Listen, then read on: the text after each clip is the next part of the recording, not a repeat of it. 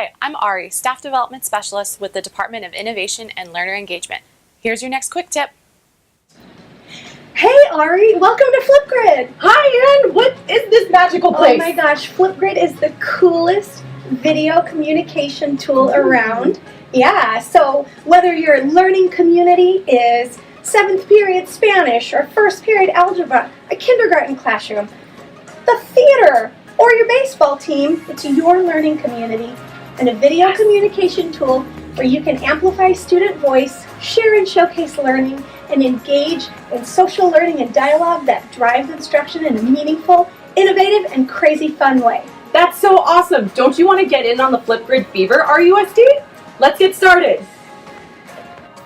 To get started with using Flipgrid, let's get there. We're going to go to flipgrid.com.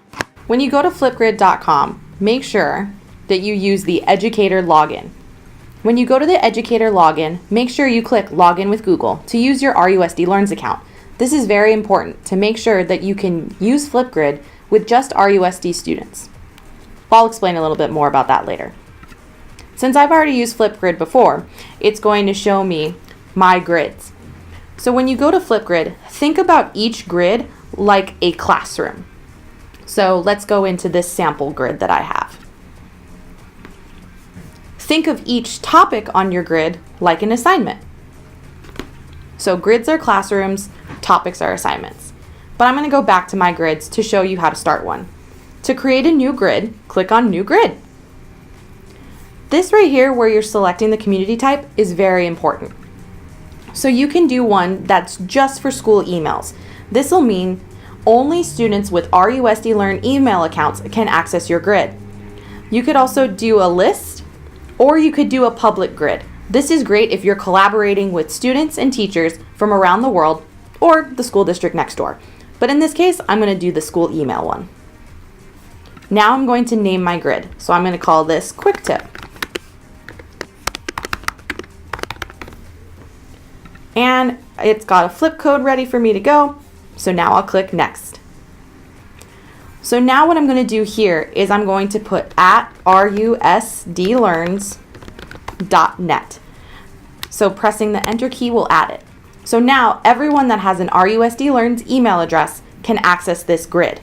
If I wanted to participate with another school district, all I'd have to do is add their email addresses here as well. But in this case, we're going to keep it inside the district.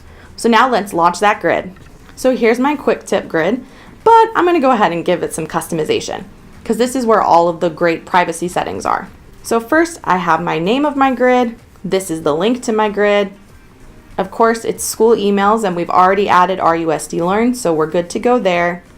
And here's just some of the things that you can set up when you set up your grid.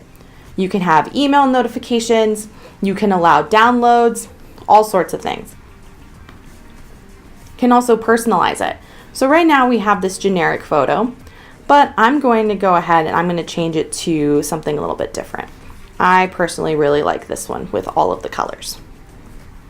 And now I can update my grid. So now here is my quick tip grid.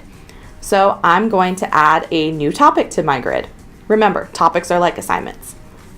So I'm going to call this, What Do You Think About Quick Tips? And the topic tip, this is kind of like a short little instruction you can give the people that are filling out your grid. So topic tip, let us know what you think about this/other quick tips. And I'll display it today, but if I didn't want it to get displayed today, I can delay that publication to another date. And here's what's really important. It's a video platform. We want to make sure that we're actually going to be able to watch these videos. So I'm going to shorten this to allow you only 45 seconds to interact with my topic.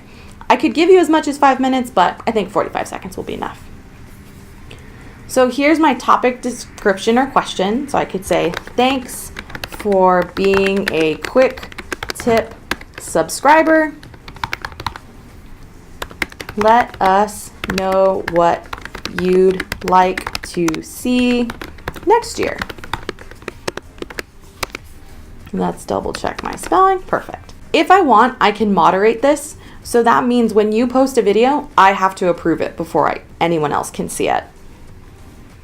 And we'll make this topic active. So that means anybody, once they get the link to this topic, can post to it. And I'm not going to freeze this, but this is awesome. If you only want this to be open for a week, you can set this to close whenever you'd like. I can also add all of these different types of resources to my grid, to my topic. So if I had a video or an image that I wanted to add, I could just click on the appropriate button and follow the steps. I can also link to things that live in my Google Drive just by providing the link. You can also allow different things like stickers and drawings on the selfies, and video reactions and video views. In this case, I'm going to take off the views and I'm going to leave on the replies and leave on the titles. And I'll let you post links if you'd like along with your videos. This is one of my favorite parts because you can have students talk about something and give you the link to that thing they're talking about. And even as the educator, I have this option for feedback, but I think we're good to go. So I'm going to create a topic, and now I'm going to share this link with you right here, this one that says direct link to this topic, so you'll be able to click on it and interact with Flipgrid as a student. So now here's what the topic looks like for me as the educator. Unfortunately, there's no responses yet, but when you start responding to it, I'll start to see who responded to it and when you did it, and I can even give you feedback. I know this is a super quick tip about Flipgrid, but trust me, there's so many amazing things you can learn. Like mixtapes, those are awesome. That's a great way for you to share multiple responses from your topics to people outside the district. The Grid Pals is a great way to find people to collaborate with all around the world. And if you're still not quite sure how to get started, check out the Disco Library. The Disco Library is where a bunch of people have already created topics that you can click on and add to your grids. It's an awesome way to get started. There's so much we can learn about this, and I'm so excited for you to get started with Flipgrid.